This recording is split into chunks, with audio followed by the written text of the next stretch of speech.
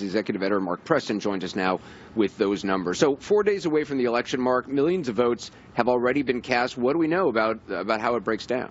Well, Anderson, we know so far right now that more than 31 million people, or nearly 31 million people, have actually cast their ballots in 38 different states across the country.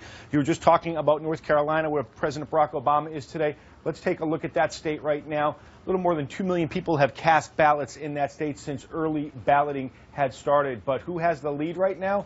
Well, if you look at these numbers right here, Democrats have a clear lead in the early ballot return by about 243,000 ballots. But that's not all good news, because if you go back to 2012, their lead at this same time, Anderson, was 307,000 ballots returned. And as Robbie Mook had just said right there, Democrats really do rely on the early vote to help win elections. Let's go into the racial demographics of who has returned ballots so far.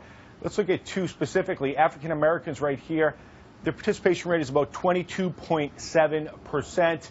Hispanics about 1.8%. But if you go back and you look at 2012, look at the drop-off right there. You have about a 5.3% drop-off in African Americans actually participating in the early vote right now. You've seen a slight uptick right now, Anderson, when it comes to the Hispanic vote. And, of course, we see the white vote right now that has jumped up by about 5 percentage points, Anderson. What about Florida, where both campaigns are obviously spending a lot of resources? Well, let's go down south as you speak about Florida. This state right now is the one that has the largest amount of early ballots that have been sent back in. It's a little more than 4.2 million. Who has the lead in Florida right now? Well, if you look at that, Republicans have a very slight lead, but it's about 16,000 ballots more than Democrats. So good news, but it even gets better if you go back to 2008, which is the comparative data we can use in this election with the state of Florida. Democrats at that time had a 73,000 ballot advantage. Now they have a 16,000 ballot deficit. Not necessarily good news for Democrats when it comes to that. Let's look at the racial demographics, too. Again, let's look at the African American participation rate, 12.3% right now so far to this date. And look at the Hispanic participation rate, about 14.1%.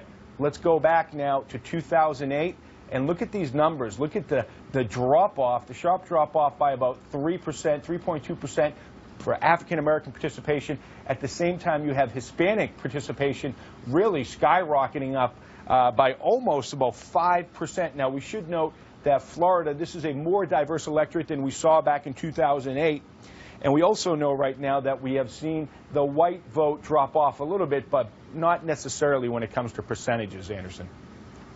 What about party affiliation? How does that break down among white voters? Well, it's a good question, because it's very important. A lot of people think that the Hispanic vote, the increase in the Hispanic vote would help in the decrease in the African American vote. Fewer African Americans are voting, yet more Hispanics are voting. Good news for Democrats, at least it's a wash.